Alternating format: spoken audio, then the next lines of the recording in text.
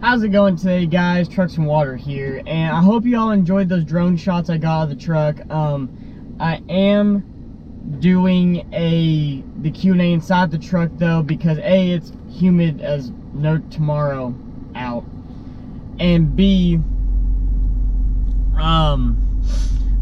I just, so a little bit more comfortable in the truck. And plus, the warehouse I film at, they're offloading something, and I don't want to be outside, disturb you all the commotion and whatnot. So I moved to the other side of the parking lot. But anyways, that's beside the point. So let's get right into this Q&A video. Starting off with OBS_Chevy Joe _99. Would you ever completely change the color of your truck? And if so, what color would you choose? Yes and no. The color of the truck that it is now is going to stay this color. I love this color on this truck. But if I had to change it, like someone put a gun to my head and said, you have to change the color, it would either be the red of this year, black, or I would love to do the white platinum pearl on the F-Series trucks on this truck. Would look freaking cool. Border Town Trucks asks, and there's like two questions to this. What is it that makes you keep up with content even after so long? In addition to, as in, what makes you keep wanting to be involved in the truck scene? Right now, the truck scene, I don't think it's a very friendly place, I can put it like that. There's a lot of people that like to start a lot of drama, a lot of hate just to get clout or fame or whatever you want to call it. But the reason why I stay in it is because of the people that love to build trucks, whether it's a $2,000 truck or a $200,000 SEMA truck. The people that actually love to build trucks, love to go to truck meets, hang out, get to know new people, talk to new people, stuff like that is why I'm in the scene. I love making YouTube videos. Excuse me. I love making YouTube videos, so that also helps in a sense too, but it's basically because of the people in the trucks. I love building trucks and meeting new people, stuff like that. Okay, Dr_Pepper_OBS, what advice would you give someone who wants to create content like you? That is an excellent question that I get actually a lot. And there's two things. Number one, do it because you love it. Do it because you love filming, you love editing, you love traveling, you love meeting new people. This will force you out of your shell. Before YouTube, I used to be kind of a shy, I guess you can say, more introverted than extroverted. But this literally forced me to get out of my shell and meet new people and talk to new people and stuff like that. Make sure, again, don't do it for the money. Don't do it because you see these huge YouTubers making millions upon millions upon millions of dollars. It took them a long time to get to that point. And sometimes they're lucky and get there in a short amount of time. But some people grind for years to get to that point. So, make sure you do it because you love it. Also, and this goes just for anything in life, not just YouTube or Instagram or being a social media influencer or person that's prevalent on social media. If you gotta kind of get this through your head, like right now, in your life right now, no matter what you do, no matter how hard you try to please everybody, to make sure everybody's wanted and feel welcome and everything of that nature, no matter how hard you try, someone will judge you. And the moment you can accept that and live with that and be happy about that, that person judges you, says whatever, spreads whatever rumors, tries to make you look bad, blah blah blah. If you can live with that and be happy with yourself and move on, not even give two rats asses about it, you will win at life. There will be people that will try to tear you down, tell you that you won't make it. Bullshit. Because if you want it bad enough, you will make it happen. But learn in your life that no matter what you do in life or how hard you try to be a good person to please everybody, you won't, and someone will judge you and you will be successful. Christian_Blaine03, would you ever buy a crew cab 4-wheel drive OBS Chevy if you came across one? Yes, I would love to build or buy and build this truck in a 4-door K1500 with either a Duramax swap or a Cummins swap in it and make that the official tow rig of this truck. That would be freaking awesome, but it's just not in the cards right now. Jesus Boy, I think how you say it. Original paint job, or did you get it repainted? And if so, what color? I love the color. This is original paint on the truck since 1996. What has saved this paint is for about 18 to 20 years of its life, it sat in a garage.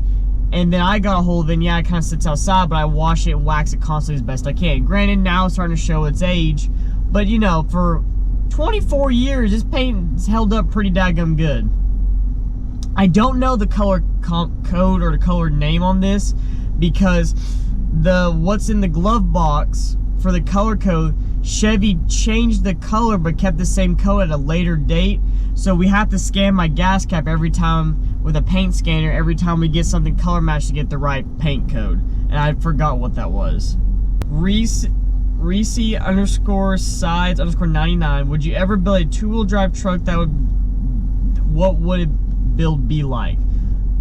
Probably a late 70s, early 80s C10 with some kind of Corvette motor on boost. I would love to build a truck like that. That would be freaking awesome. JC Fisher, any big changes to the truck soon? Are you ever going to sell merch? Yes and no. As a big changes, no. What I do plan on doing before Rod Run is, of course, cold air intake with all new sensors under the hood, exhaust with high flow cats on it because I have to keep my engine warranty, and the big brake upgrade kit in the rear to convert from drums to disc, and the big brake kit up front to make this truck stop. Because if anyone has ever owned or driven an OBS Chevy, the brakes are not the strong suit on these trucks whatsoever. Merch, yes, but when this COVID crap happened, that kind of got put in the back burner, so a lot of merch shops were shut down. But I am trying to get back into that, so hopefully by end of summer I'll have merch. Shamrock _ OBS, what is your favorite part of your truck? My favorite part of the truck, I mean, I love all the truck, but my favorite part is probably this interior. I love these captain's chairs. They're so daggum comfortable. The layout of this interior is freaking awesome. It's amazing for road trips and everything like that, so that's probably what I like the most. 10,000 Lakes Z71. Would you ever sell, Ashley? If so, what would your next truck build? If for some ungodly, holy reason I sold this truck, and it would have to be for a stupid amount of money that this truck's not worth in the real world market, I would probably build, if I was going to go gas route for another truck, I'd probably build a Toyota Tundra. Would probably be my go-to, either a 1794 edition or a Platinum edition. If I'm going diesel route, depending on my budget, L5P Duramax, or a 5th gen Cummins, or a very low mile 4th gen Cummins. So probably my route. That _ Peach _ Chick. When is the next TW and Peach video coming out? Laughy face. If y'all don't know who that is, that was my old photographer Killian. We've done a lot of videos together, so many rod runs together. I don't even want to talk about the rod runs, oh lord. But anyways, huge shout out to her. She helped me bring this channel also off the ground, so huge shout out to her. Hopefully I'll be heading back down to Helen, Georgia sometime in the summer or something like that, or fall. That way we can do another video and me, her, and her boyfriend can hang out and everything. They're awesome, awesome people down there. So hopefully soon, Killian, I'll be going down to see you all. Or you all can come up here and see me. There's an idea. Atlanta _ and _ West _ Point 290. How many miles on the K1500? Right now she's at 272,609 miles and about 35-ish on the 35,000 on the new motor. Zach _ Horn 93. Hey brother man, when are we going to get together and make awesome rollers? We miss you, bud. Truck show season has been at a halt. We are waiting to bring the 60 down, see you and Hunter and hang out. Man, I cannot wait. Truck season's finally coming back around and starting up. I cannot wait to get back on the road and going to truck meets and stuff like that. It's gonna be freaking awesome. I'm hoping either at the Nashville meet or Daytona, buddy, which me and Zach are staying together at both meets, we get to do a truck review on your 6.0 and do rollers and all that fun stuff. It's gonna be freaking awesome. And hopefully you can come up here and visit us, me and Hunter. We can go to the farm and go to the lake and all that stuff and have a grand old time. He's an awesome guy, guys. Please follow him. He's got one of the baddest 6.0s build that I've seen in a very, very long time. That's not on like 10 inches of lift and everything like that. Like, it's stupid clean, leveled. It looks absolutely freaking amazing. I love it to death. The Roach 122. If not for a truck build, what car do you see yourself with to have a build on, or like to build? If money was no object, okay, we'll go supercar, American Muscle, then import. If money was no object, I could blow as much money as I want to. Probably a twin turbo Lamborghini Aventador. That would be so badass. American Muscle would either have to be a C8 Corvette, either wait till the Z06 or ZR1 comes out, or a Dodge Demon or a Hellcat and modify the hell out of that. Import wise from like Japan or something, definitely a Nissan GTR. If money is an option, of course supercars are kind of out of the question, but American Muscle wise, a C6 Z06 Corvette, they come down way in value and they make so much horsepower, especially on a Pro Charger. They make about 700 horsepower on a stock motor and a Pro Charger, pretty much close to it. That's the route I would go. Or import wise would either be a WRX or Evo. Crew Clausen, do you think the 95 to 98 GM pickups are some of the most iconic pickups ever made, and why do you think that? No. The most iconic pickups to me ever made was the late 70s, early 80s Ford F100s, F150s, F250s, stuff like that, or the C10, C or K10 series Chevy trucks are the most iconic to me. These are coming up in value and coming up, especially depending on the package, more rarity, I guess you could say, especially with lower miles, but they don't have the status of those trucks yet. OBS underscore Chevy underscore Live 32. If you had to choose between a square body Chevy and an OBS 4, what would you choose? Both with gas motors.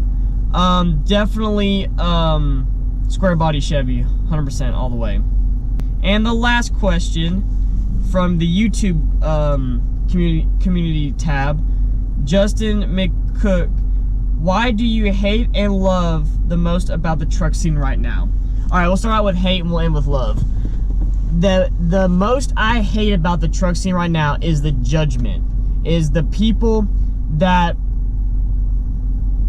I'm not gonna say didn't rise to the top, because some of them did build their truck, sell it, build another truck, sell it, build another truck, and rise to the top. But it's the people that judge. Don't get me wrong, I'm not a huge fan of rev matches at truck meets doing stupid crap. Like, I'm not about that. But if a kid comes in a Ford Ranger, he's trying, you know, he's got, you know, Amazon special headlights and tail lights, he's got, you know, 20 by 10s on it or something, people will hate on it, and it's kind of sad. And I'm not just picking on the Ford Ranger guy, it's with every brand, but no one wants to be with that kid and like bring him into the scene. They just like, oh, if he doesn't have a diesel or he doesn't have a huge Instagram or blah blah blah blah blah. That's the most hated thing I hate right now, is the stupidity that people. I remember being that kid, guys. I really 100% remember getting my first truck at 16 going on 17, something like that, messaging people on Instagram about mods they have in the truck and getting laughed at and blown out. Then I get the K10 a little bit later on, and same thing, I message people, I get laughed at. And it wasn't until I messaged Bad Z71, that was the first K1500 build I followed pretty much, that he actually helped me out. And that was way before my YouTube, way before all this other stuff. And I remembered that, and I was like, wow, this guy's really cool. I don't remember how many followers he had. I think he had like 3,000 or 5,000 or something like that. Nowhere near what he's got now. But he was so cool that he messaged me back and helped me out. And that stuck with me. Now, granted, with the YouTube channel right now on Instagram, I can't message everybody back. And I'm very sorry, guys. And I can't respond back to everybody as quickly as I'd like to. That's why I do make the YouTube videos and stuff like that. And you can go check out the ones in the past about the truck and everything like that. But that's pretty much what I don't like about the truck scene right now, is the hate and not including everybody. What I love about the truck scene, though, vice versa, is actually the people that do care, that do help, that help with events, that help keep them maintained, that help keep them not rowdy and doing stupid stuff. The people that love this hobby, sport, passion, enthusiast, whatever you want to call it, that actually love to do this and to build trucks and help each other out. That's what makes this community amazing. And that's what I love about this community, is just the camaraderie with most people. Like I said, there's always going to be a few bad apples, but most people are awesome, amazing. So I know this is kind of a long-winded video, guys, but I want to thank you all so much for watching. If you liked the video, leave a like. If you're new to the channel, please subscribe. Join the Trucks and Water family. We're constantly growing, changing, and trying new and better things. I want to thank you all so much for the support in the last video. You all killed it. The messages, the comments, the likes, everything. So let's keep going with that, guys. Please like this video. Please subscribe if you're new to the channel. Other than that, I hope you all have a great day. And remember, never give up on your dreams.